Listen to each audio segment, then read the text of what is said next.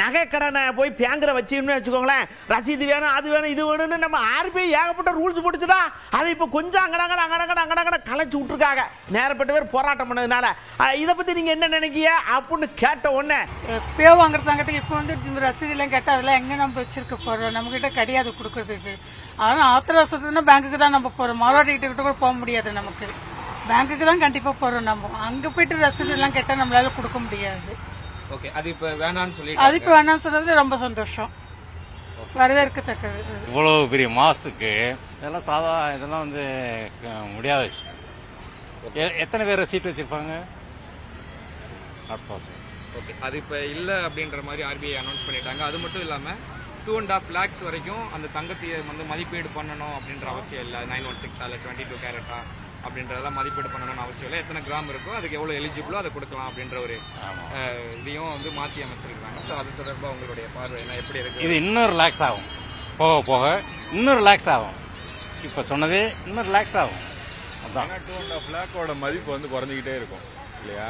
அதனால இன்னொரு லேக்ஸ் ஆகணும். ஆகும் நிச்சயமா. இதை ஸ்ட்ரிக்டா என்ஃபோர்ஸ் பண்ணவே முடியாது. நம்ம கேட்டாங்க அப்படின்றத நீங்க எப்படி பாத்தீங்க? Not possible, not possible.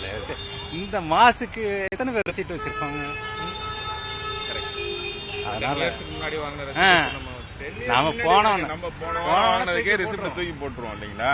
இப்போ ஃபேமிலியா வருது, மூதாதையர் வருது, அவங்க எல்லாம் யார் வச்சிருப்பா? இது ஒரு மூளை இல்லாதவங்க பண்ற வேலை. என்ன கேட்டா இல்லை, எல்லாமே வந்து அதெல்லாம் வச்சுக்கிறது ரொம்ப கஷ்டம்தான். இது வந்து வரவேற்கத்தக்கது.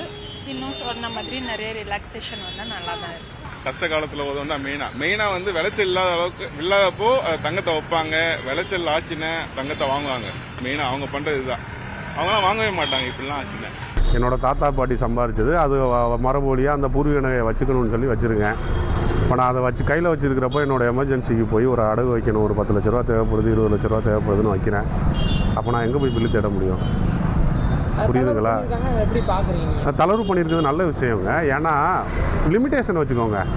இப்போ நீங்கள் சொன்னீங்களா 2 லட்ச ரூபா வரைக்கும் பில்லு தேவையில்லை, 5 லட்ச ரூபா வரைக்கும் தேவையில்லை, 10 லட்ச ரூபா வரைக்கும் தேவையில்லைன்ட்டு. பணக்காரங்கெல்லாம் என்ன பண்ணுறாங்கன்னா 10 லட்ச ரூபாய்க்கு மேலே வைக்கிறாங்க.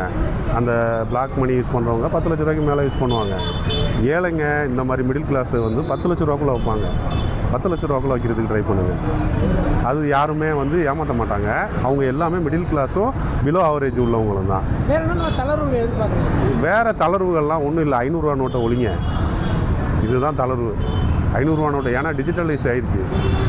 சொல்கிறது என்னென்னா எல்லாருமே இப்போ உங்களுக்கு கம்பெனியில் கிரெடிட் தானே பண்ணுறான், கையில் காசு கொடுக்குறானா? எல்லாமே ஆன்லைன் ட்ரான்சாக்ஷன் தானே பண்ணுறீங்க. இஎம்ஐ போடுறது கூட ஆன்லைனில் தானே பண்ணுறீங்க. 500 ரூபாயும் காலி பண்ணுங்கள். இப்போது ஆர்பிஐ எடுத்திருக்கிற சில நல்ல முடிவுகள் ரொம்ப மக்களுக்கு சாதகமானதாக இருக்குது. ஏற்கனவே இருந்த மாதிரி அந்த இன்ட்ரெஸ்ட்டை மட்டும் கால்குலேட் பண்ணி அதை கட்டிட்டு உடனே அவங்க திருப்பி அடகு வச்சுக்கலாம் அப்படிங்கிற சூழலை ஏற்படுத்தியிருக்காங்க. அதுக்கான வாய்ப்புகள் அதை பண்ணணும். அது இல்லாமல் இந்த 2 லட்ச ரூபாய்க்கு ஒரு சர்டிஃபிகேட் கேட்கணும்னு சொல்லியிருக்காங்க. இது ஏழை மக்களுக்கு போயிட்டு அதை போய் வாங்க போகும்போது அதனால் டிலே ஆகும், அதுக்காக காசு கேட்பாங்க. அந்த மாதிரிலாம் இல்லாமல் ரொம்ப யதார்த்தமாக ஈஸியாக மக்களுக்கு அந்த சேவைகள் வந்து அந்த இன்ட்ரெஸ்ட் கொடுக்குறதுங்கிறது ஏழை மக்களுக்காக உள்ளதான். அவங்களுக்கு எந்த அடிப்படையில் எப்படி பண்ணோன்னா நல்லாயிருக்கும் அப்படிங்கிறத இன்னமும் யோசித்து பண்ணணும். முடிஞ்சுன்னா ஒரு பல்க் அமௌண்ட்டாக ஒரு அமௌண்ட் இருக்குன்னா அதை வந்து 2 தடவையா 3 தடவையா ஒரு இன்ட்ரெஸ்ட் இல்லாமல் முதல்லையே அடகு வச்சுக்கிறதுக்கான அந்த மாதிரி ஒரு வாய்ப்புகள் அது மாதிரி ஏதாவது ஒன்று ஏற்படுத்தி குறைஞ்சபட்சம் இப்போ இவ்வளோ இருக்குன்னா இத்தனை % நீங்கள் கட்டினீங்கன்னா அது வந்து முதல்ல கழியும் அப்படிங்கிறதுக்கான அந்த ஒரு சோர்ஸை எடுத்துக்கிட்டு அதை பண்ண முடியுமா அப்படிங்கிறதையும் ஆர்பிஐ ஒரு கலந்து ஆலோசித்து இன்னும் மக்களுக்காக நல்லது செஞ்சாங்கன்னா நல்லாயிருக்குங்கிறது மக்கள்கிட்ட இருக்கிற கருத்து. அவங்க சார்பாக நான் அவங்கள்ட்ட சொல்கிறேன். இது வந்து இல்லாதவங்க தான் கொண்டே நகை அடை வைக்க போகிறாங்க. இருக்கிறவங்க யாரும் போய் பேங்கில் அடை வைக்கிறது இல்லை. என்ன பண்ணுறாங்கன்னா முன்னாடி வந்து வருஷத்துக்கே 1 லட்ச ரூபாய்க்கு 4000 ரூபா தான் வட்டி கட்டுற மாதிரி இருந்துச்சு. இன்றைக்கி அப்ரைசர் ஃபீஸோடு வந்து 10,000 ரூபா ஒரு வருஷத்துக்கு 1 லட்ச ரூபாய்க்கு வட்டி கட்டிக்கிட்டு இருக்கோம். சரி, அது தொலைது, ரைட்டு, நம்ம தலையெழுத்துன்னு விட்டுறலாம்.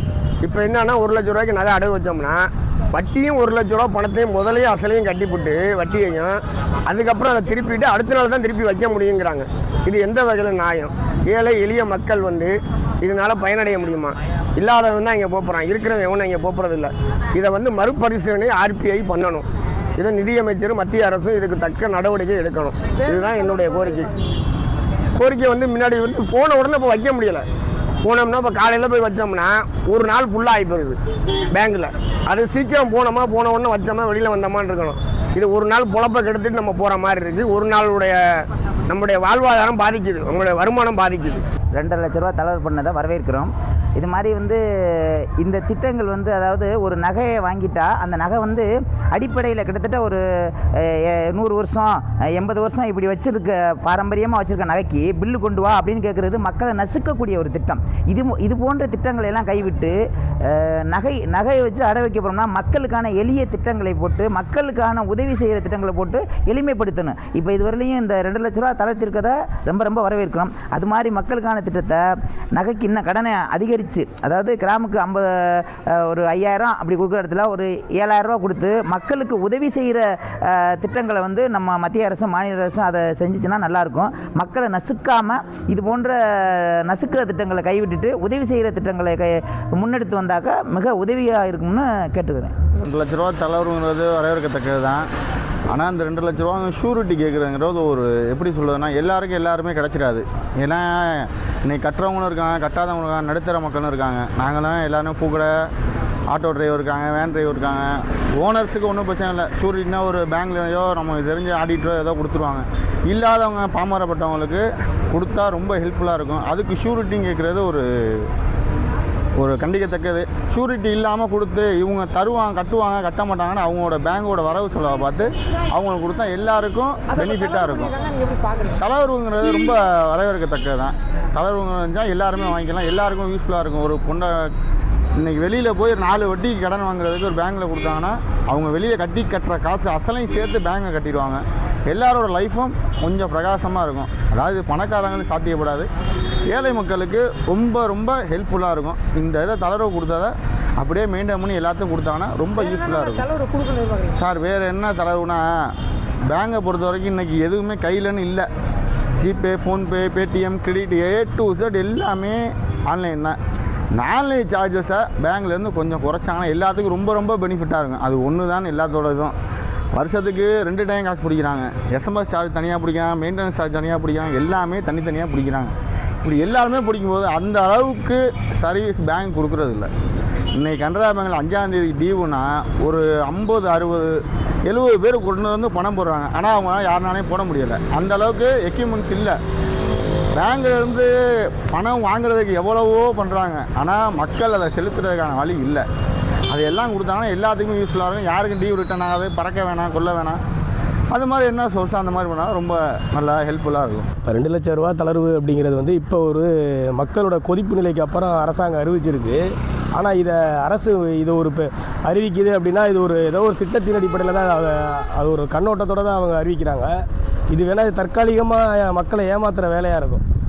அதாவது இன்றைக்கி மக்கள்கிட்ட இந்த வங்கி மூலமாக நகை அடமானம் வைத்து சாமானிய மக்களுடைய அந்த பணப்பலனை மத்திய அரசு எப்படியாவது கபலீகரம் பண்ணணும், தனியார் நிறுவனங்களை ஊக்குவிக்கணுங்கிற நோக்கம்தான் அது. கடைசியாக இப்போ எல்லா தனியார் நிறுவனங்களிடமே அரசாங்கோட பொதுத்துறை நிறுவனங்களாக இருக்கட்டும், வங்கிகளாக இருக்கட்டும், எல்லாத்தையும் தனியார் பக்கம் கொண்டு போகிறதுல தான் இந்த அரசு முழுமையாக ஈடுபடுது. அப்படி பார்க்கும்போது இந்த மாதிரி திட்டங்கள் மூலமாக தனியார் வங்கிகள் ஊக்குவிக்கப்படும். இப்போ பார்த்தீங்கன்னா நகை மூழ்க போகிற நகையை நாங்கள் எங்கள் வங்கியில் திருப்பி வச்சுக்கிறோம் அப்படின்னு சொல்லி தனியார் நிறுவனங்கள் மோசடியில் ஈடுபடுறதுக்கு இது ஒரு பெரிய வழியை ஏற்படுத்தும். இப்போவும் படிப்பறிவு இல்லாத மக்கள் இன்றைக்கும் வங்கி பக்கம் போக முடியாமல் அந்த காலத்தில் இருக்கிற மாதிரி ஈடு வச்சு, அதாவது குறைந்த அதிக வட்டிக்கு ஒரு வீடுகளில் கலட்டி கொடுத்துட்டு வாங்கிட்டு போகிற நிலமையில் மக்கள் இருக்கிறாங்க. அப்படி இருக்கும்போது அரசாங்கம் இந்த நகை அப்படிங்கிறதுல இன்னமும் வட்டியை குறைக்கணும். மக்களுக்கு, சாமானிய மக்களுக்கு உதவி செய்கிற ஒரு அரசாக அது இருக்கணும்னா வங்கிகள் பக்கம் மக்கள் வரணும், வட்டி விகிதத்தை குறைக்கணும். நகைங்கிறத முதலீடாக இன்றைக்கி சாமானிய மக்களுடைய முதலீடாக அது இருக்குது. அவங்களுடைய வளர்ச்சிங்கிறது இது ஏதோ நேற்று அது இப்போ பில்லு வேறு கேட்குறாங்க. இதெல்லாம் பெரிய அயோக்கியத்தனமான ஒன்று. யாருக்கிட்ட பில்லு இருக்கும்? இப்போ தளர்வு பண்ணிட்டாங்க. இல்லை, அது தளர்வு இருக்குது. ஆனால் இது அரசாங்கம் இப்படி ஒரு அறிவிப்பை வச்சுட்டு மறுபடியும் ஒரு தளர்வுங்கிறது ஏதோ ஒரு மக்களை அச்சுறுத்தலுக்கு தான் ஏற்படுத்துது. அரசாங்கத்தோடைய ஒரு பெரிய முடிவாக தான் அது இருக்கணும்னு தோணுது. அதனால் இன்னமும் வட்டியை குறைக்கணும். நகைகளுடைய விலைகளும் அதிகரிச்சிருக்குது. இப்போ இதில் மக்கள் ஏற்கனவே இப்போ நகையை வாங்க முடியாத நிலைமையில் இருக்கும்போது இப்போ இருக்கிற நகையை அடமானம் வைக்கிறது அது திருப்ப முடியாத நிலைமைக்கு போகும் அப்படிங்கும்போது மக்களுடைய தளர்வுகளை கொடுக்கணும் அப்படின்னா இன்றைக்கி வந்து வங்கிகளில் ஆல்ரெடி நீங்கள் வச்சுருக்கிறக்கூடிய சாமானிய மக்களும் எளிமையாக அணுகணும் வங்கிகளுக்கு. அந்த தளர்வுகளை முதல்ல ஒரு அப்ளிகேஷனையாவது நீங்கள் தமிழில் வைக்கணும். நீங்கள் அதே போல் வட்டியை வந்து குறைக்கணும். அதே மாதிரி வெளியில் விற்கிற நகைக்கும் வங்கியில் கொடுக்கக்கூடிய தொகைக்கும் வேறுபாடு இருக்குது. நீங்கள் அதிகமான தொகைகளை வங்கியில் கொடுக்கணுங்கிறத கேட்டுக்கிறேன். 2 லட்சம் தகவல் பண்ணிக்கிறது ஒரு வகையில் மகிழ்ச்சி தான். இருந்தாலும் இந்த 2.5க்கு மேலே வைக்கிறாங்க பாருங்கள், 3, 4ன்னு. அதுவும் ஏழை மக்கள் தான் வைக்கிறாங்க. ஏன்னா பிட்டாக வைக்கிறாங்க. ஒரே அமௌண்ட்டு 3 லட்சம் 5 லட்சம் வைக்க போகிறது இல்லை. சில பேர் 1 லட்சம் வச்சுருப்பாங்க, திருப்ப முடியாமல் இருப்பாங்க, திரும்பவும் 2 லட்சம் வைப்பாங்க. பார்த்தீங்கன்னா நானே 3 லட்சம் வச்சுருக்கேன் கடன். அதெல்லாம் பார்த்தீங்கன்னா தளர்வு முழுமையாக கொடுத்தா நல்லாயிருக்கும். இந்த 2 லட்சங்கிறது ஒரு அறிவிப்பு மட்டும் கொடுத்துட்டு திரும்ப பூத்திடுவாங்கிறது எங்களுக்கு ஒரு அச்சமாக இருக்குது. இப்போ நகை அடை வைக்க போகிற மாதிரி இருந்தாலும் உடனடியாக அது முடிவு பண்ண மாட்டுறாங்க. ஒரு நாள் ஆகிடுது. அதையும் கொஞ்சம் தளர்வு பண்ணணும். என் பேர் புதுக்கோட்டை தினேஷ். தளர்வு எதிர்பார்க்குறீங்க?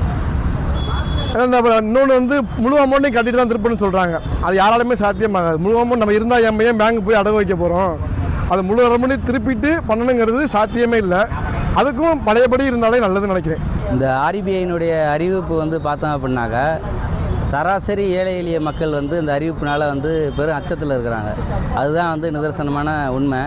இப்போ பேங்குக்கு போனோம், நகையை வந்து அடமானம் வச்சோம் அப்படின்னாக்கா ஒரு அரை மணி நேரத்தில் அந்த நகையை வந்து வச்சுட்டு அந்த நகைக்கான அமௌண்ட்டு அந்த சதவீதத்தின்படி நம்ம வந்து அமௌண்ட்டை வாங்கிட்டு வரோம். பேங்குக்கு வந்து யார் போகிறா அப்படின்னு கேட்டாக்க பெரிய லெவலில் வசதியாக இருக்கிறவங்க, கோடீஸ்வரங்களாக இருக்கிறவங்களாம் பேங்க்கு போகிறதில்ல. சராசரி ஏழை எளிய மக்கள் நடுத்தர வர்க்கம் தான் வந்து பேங்க்கு போகிறாங்க. ஒரு நாள் முழுவதும் பேங்கு வாசலில் காத்து கிடந்து இந்த அமௌண்ட்டை வந்து வாங்குறது அப்படிங்கிறது ஒரு கேள்விக்குறியாக இருக்குது. அதே நேரத்தில் ஒரு 2 லட்சம் வரையும் தான் நகைகளை வந்து அடமானம் வைக்க முடியும். அந்த பர்சன்டேஜ் அடிப்படையில் தான் அந்த அமௌண்ட்டுகள் வந்து கிடைக்கும் அப்படிங்கிறது வந்து ஒரு அதிருப்தியாக இருக்குது. ஆர்பிஐனுடைய இந்த அறிவிப்புங்கிறது அவங்க வந்து வாபஸ் வாங்கணுங்கிறத பொதுமக்கள் சார்பில் நான் வந்து அந்த கோரிக்கையை வந்து வைக்கிறேன். ஆனால் வந்து அவங்க வைக்கிற மதிப்பீடுக்கு கூடுதலாக வந்து பர்சன்டேஜ் கூட கொடுத்தாங்கனாக்கா பொதுமக்கள் சார்பில் வந்து வரவேற்கலாம். ஆனால் அது வந்து திருப்தி இருக்கா அப்படின்னு கேட்டாக்கா என்னை பொறுத்த வரையும் கேட்டிங்கனாக்கா அது திருப்தி இல்லை. இது வந்து பரிசீலனை பண்ணணும், ஆர்பிஐ வந்து பரிசீலனை பண்ணணும் அப்படிங்கிறத ஒரு சராசரி நபராக இருந்து வேண்டுதல் வைக்கிறேன். முன்னாடி நகைகள்லாம் வந்து சாதாரணமாக வச்சு வாங்குற மாதிரி இருந்துச்சு. இப்போ நகைக்கடனுக்கு ஒரு புதுசாக ஒரு அறிவிப்பு கொண்டு வந்து அது எங்களுக்கெல்லாம் பெரிய சிக்கலாக இருந்துச்சு. இப்போ பரவாயில்ல, மறுபடியும் அதை தளர்த்தி 2 லட்ச ரூபா வரைக்கும் வைக்கலாங்கிற மாதிரி பழைய இதுக்கு கொண்டு வந்திருக்காங்க. நாங்கள்லாம் விவசாயி ஒரு 2லேருந்து 2 லட்ச ரூபா வரைக்கும் விவசாயம் பண்ணுறக்காண்டி வைப்போம், திரும்ப அதை திருப்பிக்குவோம். இந்த நடைமுறை நல்லதான் இருக்குது. இதுவே போனால் நல்லதான். இதை அப்படியே அரசாங்கம் செய்கிறது ரொம்ப நல்லது. நன்றி. ரிசர்வ் பேங்க் வந்து இப்போ 2 லட்ச ரூபா வரைக்கும் அடகு வச்சுக்கலான்னு சொல்லியிருக்காங்க. அது எங்களுக்கு ஓகே தான். பட் எங்களுக்கு அதுக்கு மேலே தேவை இருந்துச்சுன்னா பக்கத்தில் ரிலேட்டிவ்ஸ், ஃப்ரெண்ட்ஸ் யார்ட்டையாவது வாங்கி வைப்போம். அதுக்காக நாங்கள் பில்லெல்லாம் கொடுக்க முடியாது. அதனால எங்களுக்கு வந்து பழைய திட்டமே ஓகே தான். அது மாதிரி இருக்கிறது தான் எங்களுக்கு கரெக்டாக இருக்கும். ரிசர்வ் பேங்க் கொண்டு வந்திருக்க நகை திட்டத்தை வந்து நாங்கள் ஏற்றுக்கிறோம். எங்களுக்கு வந்து பரம்பரை சொத்து, பாட்டி நகைகள் தான் இருக்குது. அப்போ எங்களை இப்போ 10 பவுனுக்கு மேலே அடகு வைக்கணும்னா எப்படி 4-5 லட்சம் வைக்கிற மாதிரி இருக்குது. அதுக்கெல்லாம் ரசீதுக்கு நாங்கள் எங்கே போவோம்? இந்த நடைமுறை எங்களுக்கு தேவையில்லை. பழைய நடைமுறையிலே இருக்கிறது நல்லது. மத்திய அரசு வந்து இது பரிசீலனை செய்து நல்ல நடவடிக்கை பழைய முறையே கொண்டு வர்றது நல்லது. வண்டி வச்சுருக்கேன். இப்போ எனக்கு ஒரு சங்கக்கல்வா ரன் பண்ணணும் அப்படின்னு கேட்டிங்கன்னா எனக்கு வந்து பணம் தேவைப்படுது.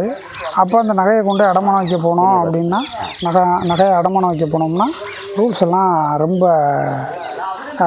ரொம்ப இதாக சொல்கிறாங்க. அப்படியே நாங்கள் நகை கொண்டே வச்சு நாங்கள் திருப்ப போனோம்னா இப்போ 80,000 ரூபாய்க்கு நகை இருக்குது அப்படின்னு கேட்டால் அந்த நகையை திருப்ப போனோம் அப்படின்னா உடனே திருப்பி ஃபுல் அமௌண்ட்டையும் கட்டி நீங்கள் வந்து வாங்கிட்டு போங்க அப்படின்னு சொல்கிறாங்க. ஆனால் கவர்மெண்ட்டில் என்ன சொல்கிறீங்க அப்படின்னு கேட்டால் 2 லட்ச ரூபா வரைக்கும் நீங்கள் வந்து 2 லட்ச ரூபாய்க்கு மேலே இருந்தால் தான் நீ அந்த மாதிரி திருப்பி வைக்க முடியாது, மொத்த அமௌண்ட்டையும் கட்டணும் அப்படின்னு சொல்லி இப்போ பேங்க்லேருந்து சொல்கிறாங்க. ஆனால் நான் வந்து இப்போ ஆக்சுவலாக என்ன பண்ணியிருக்கேன் அப்படின்னா 80,000 ரூபாய்க்கு 80,000 ரூபா பணத்தை கொண்டே கட்டிட்டு தான் நான் வந்து அதை கடை வாங்கி கொண்டுட்டு போய் கட்டி தான் நான் திருப்பிக்கிட்டு வந்திருக்கேன். அதனால் வந்து எனக்கு பெரிய பிரச்சனையெல்லாம் வருது. ஒரு தொழில் பண்ண முடியலை. இப்போ 2 லட்ச ரூபா சொல்லியிருக்காங்க. ஆமாம், 2.5 லட்ச ரூபா சொல்லியிருக்காங்க. ஆனால் பேங்குக்கு போனால் அது அவங்க வந்து அது சொல்ல மாட்டேங்கிறாங்க. எந்த ஒரு இப்போ போய் நாங்கள் கேட்டோம் அப்படின்னா கூட அதுக்கான ரீசன் ஒழுங்காக சொல்ல மாட்டேங்கிறாங்க பேங்க்கில். அதுதான் உண்மை. போய் நின்றுக்கிட்டே இருக்க மாதிரி இருக்குது. ஏகப்பட்ட பிரச்சனையாக இருக்குது எங்களுக்கு. இதனால் கவர்மெண்ட் வந்து இதுக்கு ஒரு நல்ல தீர்வை எடுக்கணும். இந்திய ரிசர்வ் வங்கி முதல்ல நகை அடகு வைக்க போனால் நகை வாங்கினதுக்கான ரெசிப்ட் வேணும்னு சொல்லி கேட்டுக்கிட்டு இருந்தாங்க. ஆனால் தற்போது 2.5 லட்ச ரூபா வரைக்கும் நகை அடகு வைக்கிறப்ப எதுவும் தேவையில்லை அப்படின்னு சொல்லியிருக்கிறது ஏழைப்பட்ட ஜனங்களுக்கு ரொம்ப யூஸ்ஃபுல்லாக இருக்குது. இது ஒரு சிறப்பான விஷயம் தான். ரிசர்வ் வங்கி பார்த்தீங்கன்னா 2.5 லட்சம் ரூபாய்க்கு வரைக்கும் நகைக்குண்டான ரசீது தேவையில்லைன்னு சொல்லி தளர்த்திருக்காங்க. அது வரவேற்கக்கூடிய ஒரு விஷயம்தான்.